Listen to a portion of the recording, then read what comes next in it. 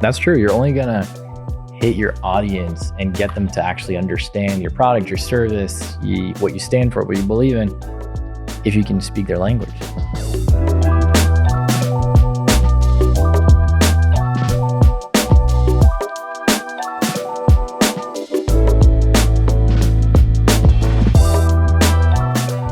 Yeah, so in today's world, when we think of marketing products that have features, products that have certain explanation, right, to these features, the difficulty of marketing that is because the world is now consuming information in ways that is almost unable to absorb or digest information that is informational. So in order to, and if you notice, some of the bigger brands are no longer sort of brandishing their features.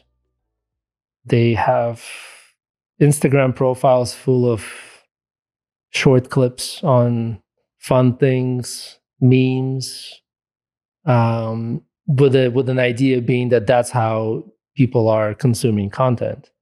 And I think we've been facing, some of those challenges as well. I mean, even the most best intentioned post, right, may not get that. So I recently read an article in Atlantic around how college students entering college, how professors notice that college students can't handle reading assignments.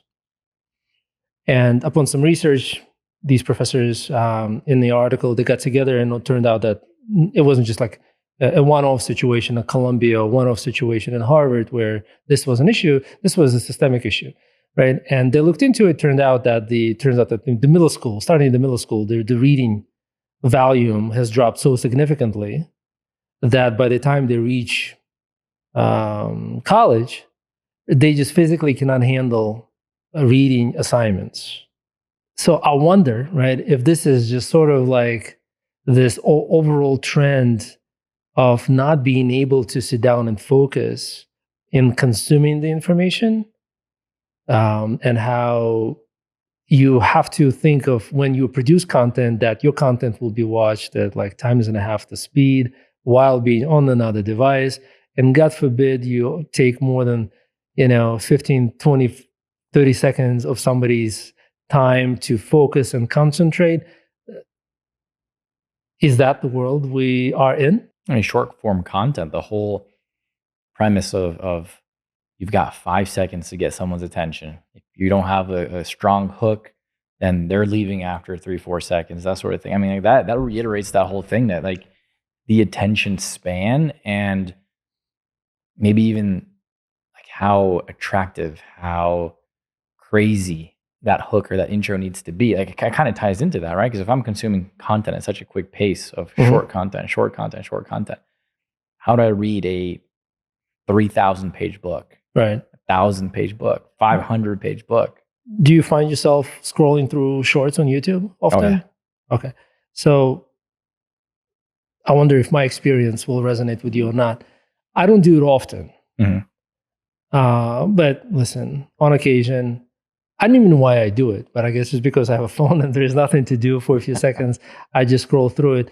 And one observation that I make is that I get irritated after doing it for a while because the content is not long enough. So let's say I come across like a clip that I do like.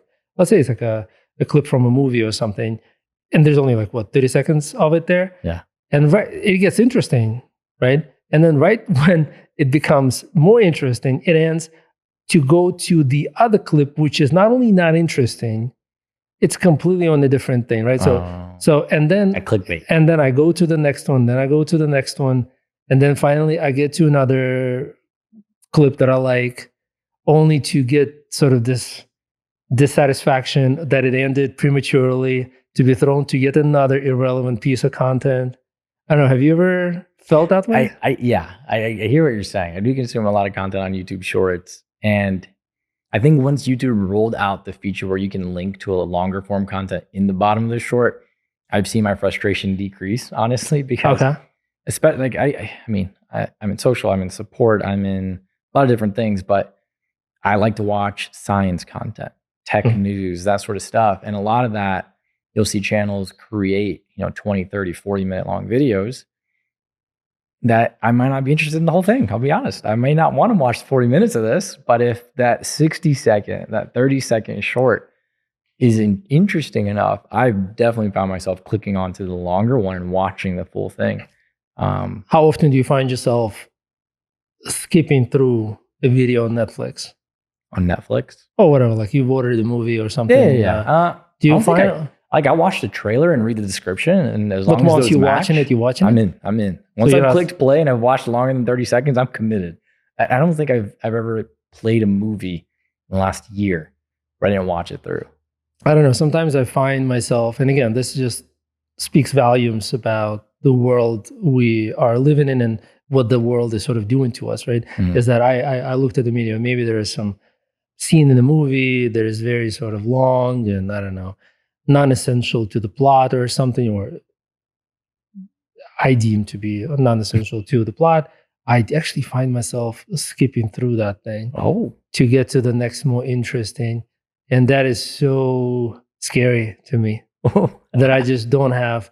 So I've read somewhere that people are afraid to be bored, basically, that we've become afraid to kind of have, not sort of be with ourselves, be without mind, sort of just wandering endlessly with thoughts and whatnot. So as I'm running or as I'm exercising, right?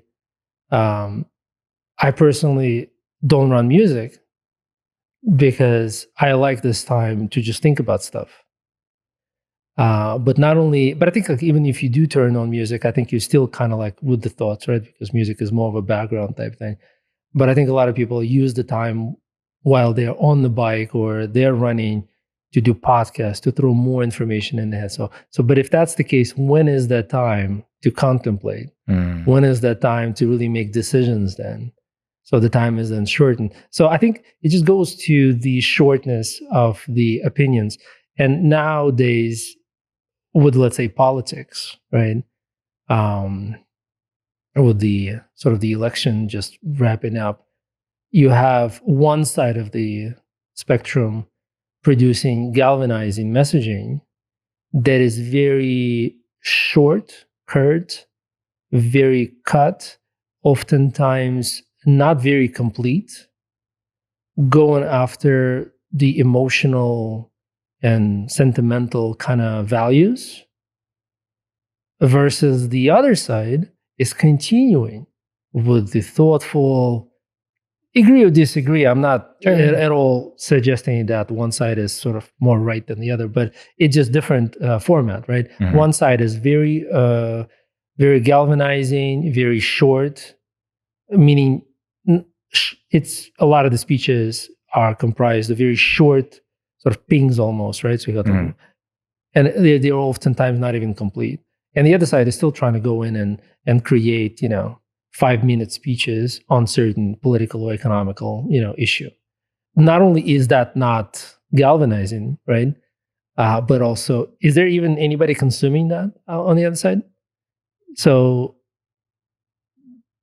I find the shortness of messaging on the side that does galvanize, and I speak to people sometimes, and I'm like, do you understand the message here?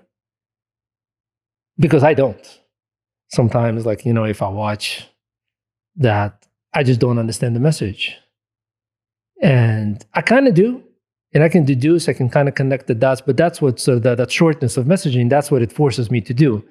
Is to sort of connect the dots, right? Or assume that that's kind of what that person said. But it's certainly flashy. If you throw in some adjectives in there or some this, some that, it sounds very flashy. And then the other side, by comparison, is still trying to appeal to sort of very standard way of consuming information. So perhaps like reading a book versus being on TikTok. And yes, the book has the knowledge and the book has all the details, right? But it's the TikTok that people are in. I don't know if you know, but there are plenty of stats on the fact that people generally started to read less books just because, everybody is on social media. But the amount of information that they read is vastly larger. Wow. So the books aren't the medium. The I messages on see. social are the medium. So meaning that we read so much more in a different format, right? So, but I guess that's neither here nor there. Like your preferences could be or whatever, right? But if you are out there as a politician or as a product owner or as as anybody else trying to get a message across, you have to consider that that's the new reality. Yeah, that's true. You're only going to hit your audience and get them to actually understand your product, your service, what you stand for, what you believe in, if you can speak their language, right? And that's the reality. The language of today seems to be short form, catchy, thought-provoking content, whether it's polarizing or not. I mean, it's got to be packaged in the way that. But look at all of our conversation, even let's say on the personal branding sides that we have with people. Anytime you ask them, at which point, I don't know, did you achieve success with your social content? And almost all of them say that, well, that was the point when something went viral. And why did it go viral? Well, because there was something controversial in there. So content doesn't go like, and I think in one of the conversation, the person says, listen, I looked at the other people's content and it's so much better. It's so much more thoughtful and it's getting no traction. It's getting no likes, right? Versus, I post something outrageous and all of a sudden I get like, it goes viral. So it's this competition for the minds of people, right? Where if before it was a handful of newspapers, a handful of news outlets in the evening news, right? So today, it's everybody versus everybody, right? Everybody is a news anchor. Everybody is a deliverer of truth, right? And as a result, who has the patience for as this Atlantic article, it's like a 5-page article. Who has the time to consume that information? I don't know how the magazine does, business wise. Demographics too, right? Yeah, so but I'm not sure. Like, is there a future where we're gonna have newspapers and magazines? I mean, the fact that you're picking up a newspaper in the airplane and reading, like, that's impressive to me. But the Wi-Fi is already there, so it's just a matter of time before the need for that goes away, right? Yeah, that's true. The only thing I read on an airplane is the menu usually, not even the emergency instructions, right? But that's so it almost sounds like polarization as a strategy is kind of what we're geared towards. Polarization or maybe galvanization, right? So like people are just so overexcited about certain topics, right? And they're so I think the emphasis is oftentimes on things that, and again, we are kind of having this conversation from the standpoint us being a product or anybody needing to kind of deliver a message to be understood, right?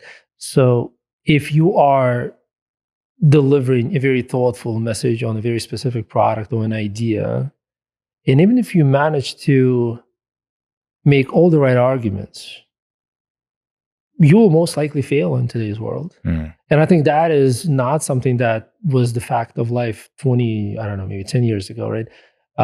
Somehow, by the way, I've heard 2017 somewhere as being like the pivotal point, and 2016 to be like the pivotal point of polarization of the society, like the fact that we've become so agitated by ideas maybe, and our views have become so polarized. And as I was thinking about what could have happened back then, presidential election on one hand, maybe, but it also could have been like this perfect storm, right? So 2017 and 16, this is 8 years into social networks in a big way. I'm not counting MySpace or the Friendsters, right? So I'm thinking of Facebook, right? 8 years into it. The algorithms are at that point probably a few years running. Algorithms, I mean the ones that recommend content, right? And the recommended content is always aligning with what you already like, with what your friends already liking, right? It's not something that existed before. Right. So before, listen, I could have heard an anecdote from a friend at a dinner once a week or a story, right? But in between that and the next time seeing that friend, I would have had a bunch of other experiences. Whereas now, him and me will have an identical experience simply because the algorithms are feeding us the same thing, right? And our view of the world will not only be aligned, but it will also be probably fairly extreme because we're being fed the same. Like if you are into, I don't know, some extreme politics, you'll be fed that same notions. Like if you're fearful of something, right, you'll be fed the same ideas and your fear will only worsen. So not only does that reinforce my perhaps incorrect beliefs, but the number of people that are now sharing these beliefs is now steadily increasing. So you have like less variety of opinion, right? So effectively, it's a very sort of interesting dynamic. I guess as I'm now talking about this, I wonder if that also means that we all will wear the same clothes and buy the same products. I'm not sure if that's true. I mean, we're certainly all going to buy from Temu sooner or later, Temu, whatever they call it. Because I mean, the amount of ads, right? But that's a good point. We're all fed the same thing, very similar ideas, very similar concepts. Then the products certainly to follow, right? Because they're going to serve an ad based on a profile. Right. And if someone's selling a specific color shoe that day, at that moment, and 15 other people who have similar profiles and you just saw it, I mean, we can get there. We can get there. I mean, there's a reason why everybody down the street, like half of the people you go through the airport nowadays, you see with the AirPods versus what the 1,500 other types of headphone brands that are out there. Yeah, the certain brands have certainly won over people in a more meaningful way. And I guess it's an interesting point because I guess the question is it easier or harder, right, to compete on ideas these days? On one hand, it's more difficult, right, because people are entrenched into certain ideas. And again, idea is a very broad term, right? Political ideas, product ideas, habits, whatever. But at the same time, there is also this significant degree of democratization of ability, right? All of a sudden, a small brand can easily penetrate the market with the simple use of proper influencers. Mm-hmm. And if you can buy influencers, you can become influencers, which democratizes the environment even further. As we talk about, like you can build your own brand. And once you got the brand, you get the brand deals. Like, it's interesting, right? So on one hand, it causes sort of worsening of attitudes and worsening of opinions and entrenching people into them. But at the same time, it made it that much easier to introduce the new ones. Because, listen, anybody can figure out how to become an influencer on LinkedIn or Instagram, reach like 1 million followers. And like the story that we just heard about the athlete or the personal trainer, in Miami.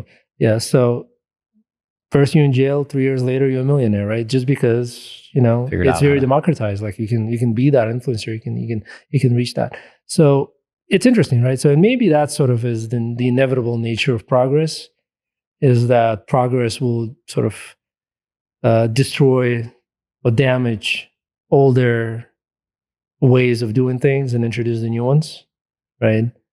That's how it's been. But at least from the product, from the marketing perspective,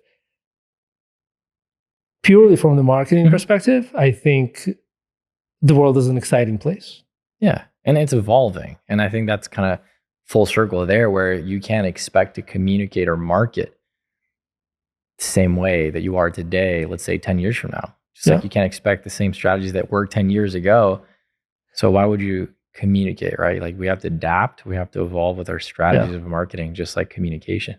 Yeah. If our audience no longer listens to 45-minute long podcasts, then we are at 19, by the way. These are probably going to be shorts. This is probably not even going to be a full episode. It's going to be shorts. You're right. But I think that imagine if marketer 20 years ago was asked to create a marketing campaign on a budget that competed with some large product. It would be impossible. Yeah. Because basically you would have to buy a billboard, or you'll have to, buy ad space on TV, millions of dollars, right?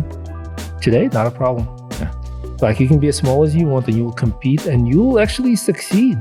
If the other side isn't watching carefully, Yeah. you can easily develop a very successful business and successful marketing execution, possibly even without any budget, right? I mean, listen, the organic is still kind of very, very powerful if done right. So again, I think the world has definitely changed, but for the marketers, and that sort of is for whom we are building our products, I think the world has become just so much more exciting.